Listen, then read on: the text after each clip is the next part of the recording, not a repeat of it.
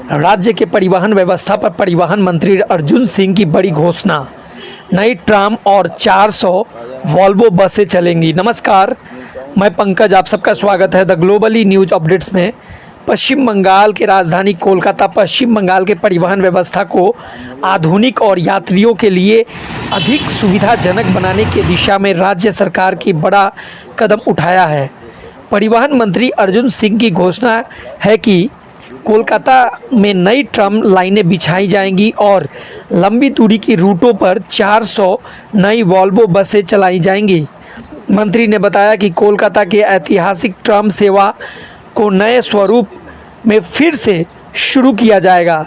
शहर के प्रमुख मार्गों पर नई ट्राम लाइनें बिछा करके लोगों का पर्यावरण अनुकूलन और आरामदायक यात्रा का विकल्प उपलब्ध कराया जाएगा। इसके साथ ही परिवहन विभाग ने 400 अत्याधुनिक वॉल्वो बसें ऑर्डर दिया है। ये बसें कोलकाता को राज्य के विभिन्न जिलों और प्रमुख शहरों को जोड़ेंगी, जिससे लंबी दूरी की यात्रा पहले से अधिक सुरक्षित और सुविधाजनक होगी। परिवहन मंत्री के अनुसार बसों की डिलीवरी मिलते ही चरणबद्ध तरीके से इनका संचालन शुरू कर दिया जाएगा। सरकार का मानना है कि इस पहल से यात्रियों को बेहतर सार्वजनिक परिवहन मिलेगा, निजी वाहनों पर निर्भरता कम होगी और परिवहन निगम के राजस्व में भी बढ़ोतरी होगी। तो आइए इसी से जुड़ा हुआ देखें एक रिपोर्ट और चीज़ों को समझे विस्तार से। आप सभी का दिन शुभ हो। भारत माता की जय। हिंदुस्तान जिंदाबाद। নতুন প্রযুক্তি দিয়ে একটা দক্ষিণেশ্বর টু কালীঘাট একটা নতুন রুট করা, আর রাজারহাট নিউ টাউন আর সল্টলেক মিলিয়ে একটা থার্ড ট্রাম লাইন চালু করা। কেন ট্রাম হলো একদম পলিউশন ফ্রি। সব পৃথিবীর বেশিরভাগ দেশে এখন ট্রাম চলে। একমাত্র বাংলায় ব্রিটিশ আমল থেকে চলা একটা ঐতিহ্য, বাঙালি সেন্টিমেন্ট, সেটাকে তৃণমূল সরকার নষ্ট করে দিয়েছে। কিসের জায়গা? যেখানে চলতো সেখানে তখনকার মানুষের একটা তো সবসময় সেন্টিমেন্ট আছে, যেখানে চলতো এখানে চলতে দেওয়া হয় না।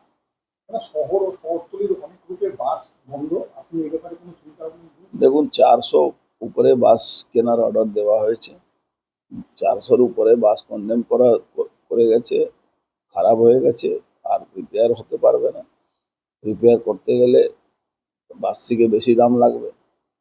এই জন্য নতুন বাস, ইলেকট্রিসিটি, ওই সিএনজি এরকম বাসটা চালানো একটা করবে। সিএনজি আর ইলেকট্রিক বাস, দুটো বাস কলকাতাতেও আছে, জেলাতেও আছে, সব ভাগ করে দেওয়া হবে। দূরপাল্লা ওই ভলভো বাস চালানো একটা বড় পরিকল্পনা চলছে। সারা বাংলা থেকে বাইরেও বাস যাবে, এর নিয়ে একটা বড় লেভেলে কাজ চলছে। খুব শীঘ্রই আপনি রাস্তায় দেখতে পাবেন।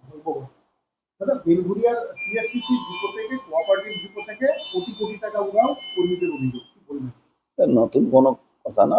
বাংলায় বেশিরভাগ কোঅপারেটিভকে শেষ করে দিয়েছে এরা।